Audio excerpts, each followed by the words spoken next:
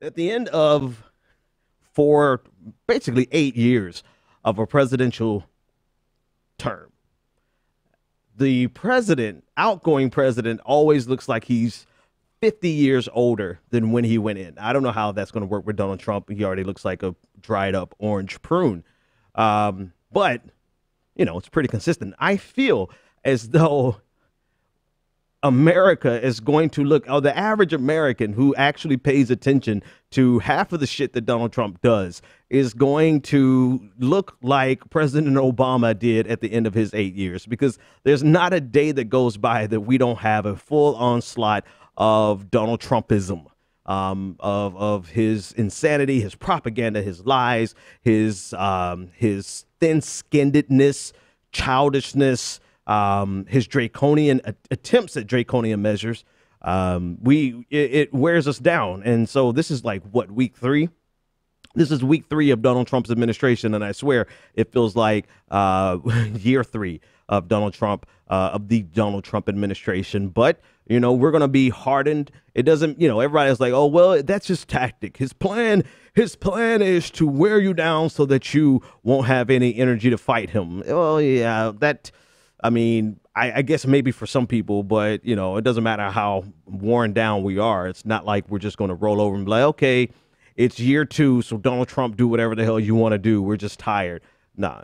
So it just means we have to double down. He doubles down on stupid, and we have to double down on our fight, pressing back, resisting, right?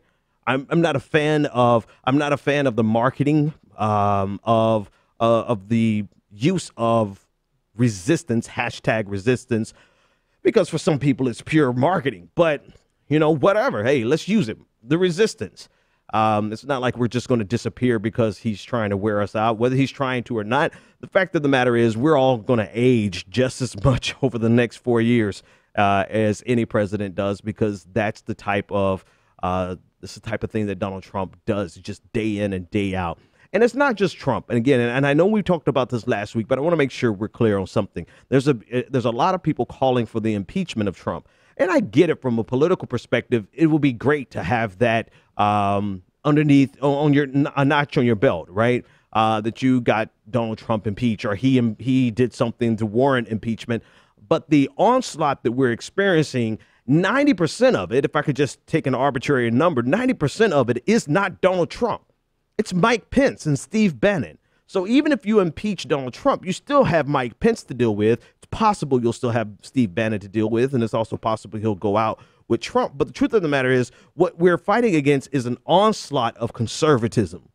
And I know a lot of people are like, well, we want to focus on not left and right, not conservatism versus progressivism. We want to focus on the duopoly, and we want to focus on the plutocracy, and we want to focus on the top 1% and the corporatocracy. Let's focus on that and not make it about left and right. But no, what we are experiencing is the full onslaught of conservatives' wet dreams. That's what we're facing. And that's why, even if we impeach Donald Trump, we're going to be facing the same uphill battle as we are, unless you have a plan to impeach Trump, Pence, and then Paul Ryan. Then you really don't have a plan to defeat this agenda, because it's the full onslaught. And there's so many things we could talk about, right? And there are actually news stories that we have to cover, but I wanted to put that at the top because we are in the fight of a generation. We really are, because the conservatives are trying to redefine and restructure and reshape what America looks like, and not just from an economic perspective, which they absolutely want to do, which I absolutely want to focus on with a laser-like attention, but they are trying to undo and take us back to the 50s in terms of social issues, in terms of the environment, in terms of regulations. They want, and in terms of the economy. Well, maybe not the 50s. They want to take us back to the Gilded Age of the 20s on the economy. But this is the full onslaught, and our only hope is not to impeach Trump. Our only hope really is to get power back to somehow in a midterm election that is shaped up to be in the Republicans' favor. Somehow we're going to have to pull a comeback. Yes, you know where I'm going. We're going to have to pull a comeback like the Patriots did against the Atlanta Falcons last night. I'm not a Patriots fan. I'm not a Falcons fan. I'm just saying that's how wild of a comeback we have to pull off in order to stop Trump's agenda, because impeaching him will not stop his agenda, because it's not his agenda, right? It's not his agenda. This is the agenda of conservatives.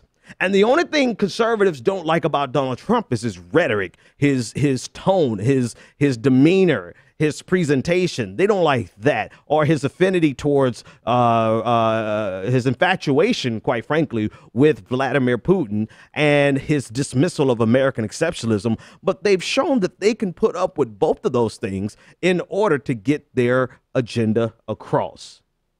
And with that being said, the fact of the matter is we only have one hope, and that is to pull off an upset in 2018 like the Falcons were upset last night by the New England Patriots.